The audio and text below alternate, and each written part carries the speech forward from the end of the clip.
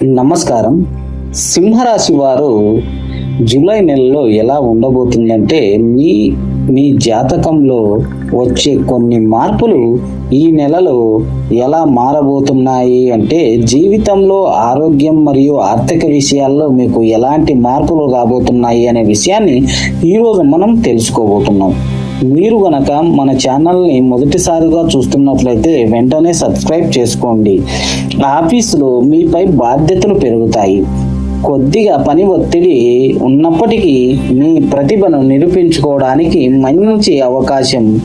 పై అధికారులు మాట్లాడేటప్పుడు కొంచెం సమయం పాటించండి. అవసరమైన వాదనలకు దూరంగా ఉండటం చాలా మంచిది. వ్యాపారంలో కొత్త పెట్టుబడులు పెట్టేటప్పుడు 1-2 సార్లు ఆలోచించండి. భాగస్వామ్య వ్యాపారాలు చేసేవారు కాస్త జాగ్రత్తగా ఉండాలి.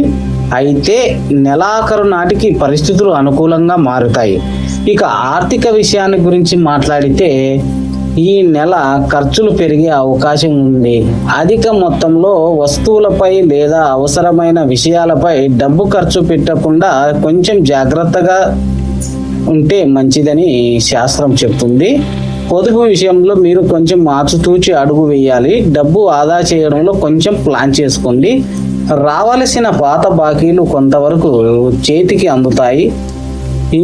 దీనివల్ల ఆర్థిక ఉపశమనం లభిస్తుంది. షేర్ మార్కెట్ లేదా రిస్క్ ఉన్న రంగాల్లో పెట్టుబడి పెట్టేటప్పుడు నిపుణులతో సలహా తప్పనిసరి తీసుకోవడం చాలా మంచిది.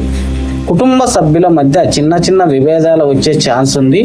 మీ కోపాన్ని అదుపులో ఉంచుకుంటే ఇంట్లో ప్రశాంతంగా ఉంటుంది. కొంచెం మీ చెయ్యి పైన ఉండాలని కోరుకోవడం, అవతలి వారి మాటలు కూడా విని మనం చాలా జాగ్రత్తగా ఉండాలి.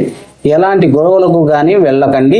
వైవాహిక జీవితంలో పరస్పర అవగాహన అవసరం. జీవిత భాగస్వామి ఆరోగ్యంపై కొంచెం శ్రద్ధ పెట్టండి. భార్య విషయంలో కొంచెం జాగ్రత్తగా ఉండాలి, ఎందుకంటే ఆమె ఆరోగ్యం కాస్త చెడిపోయే అవకాశం ఉంటుంది. మీరు కొంచెం జాగ్రత్తగా ఆమెను ఎలాంటి చిన్న జ్వరం వచ్చినా ఏ ఆపద వచ్చినా కొంచెం తొందరగా చూసుకోవడం చాలా మంచిది. ఎందుకంటే మీ జాతకం ప్రకారం అలా జరుగుతుందని జ్యోతిష్య శాస్త్రం చెప్తుంది. మీరు ప్రతిరోజు సూర్య నమస్కారం చేయడం చాలా మంచిది. అలాగే శివాలయాల్లో అభిషేకం చేయించడం మంచిది. నవగ్రహాల చుట్టూ ప్రదర్శన చేయి దైవ నమస్కారం చేయడం చాలా మంచిది అని శాస్త్రం చెప్తుంది. మరి సింహరాశి వారు జూలై నెలలో కొంచెం జాగ్రత్తగా ఉండాలి శాస్త్రం చెప్తుంది. మరి ఇలాంటి జ్యోతిష్య ఫలితాల కోసం మన శివ ఛానల్ను సబ్స్క్రైబ్ చేసుకోండి.